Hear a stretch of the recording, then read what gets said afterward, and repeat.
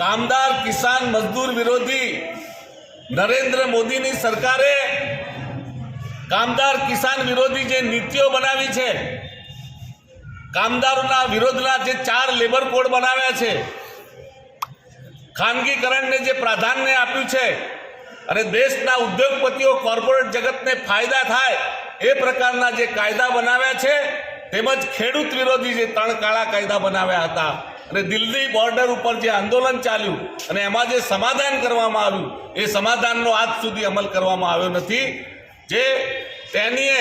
Tractor ચડાવી ગાડી ચડાવીને જે ખેડૂત પુત્રને ખેડૂતોને મારી નાખ્યા હતા અને એના જે વળતરના પૈસા પણ આજ સુધી ચૂક્યા નથી, સમાધાનનો અમલ કર્યો નથી। આંગણવાડીનું જે ખાનગીકરણ હોય કે આંગણવાડી આશા વર્કરની બહેનો કે જે સ્કીમ વર્કરના કામદારો છે, બીજા બધા જે કામદારો છે એ લોકોને ફાયદાકારક કોઈ વાત આ વખતના બજેટમાં પણ મૂકી નથી અને મોદી સરકારની નીતિઓ કામદાર કર્મચારી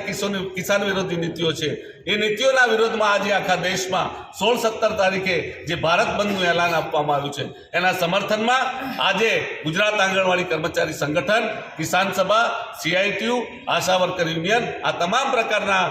અમારા સંગઠનો તરફથી આજે બંધના એલાનને સમર્થન કરવા માટે આજે દેખાવો યોજવામાં આવે છે। પણ કમનસીબની વાત એ છે કે ગુજરાતની પોલીસ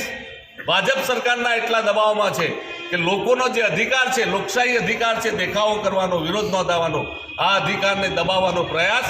સરમુખત્યારશાહીની જેમ આ સરકાર કરી રહી છે ને પોલીસને પણ દબાણ કરી રહી છે। અહીંના અમે મામલતદાર સાહેબ, કલેક્ટર સાહેબને વિનંતી કરીએ છીએ કે આ પાકિસ્તાન નથી, સરમુખત્યારશાહીનો દેશ નથી, પણ આ લોકશાહી દેશ છે અને લોકશાહીમાં દરેકને વિરોધ કરવાનો અધિકાર છે। એટલા માટે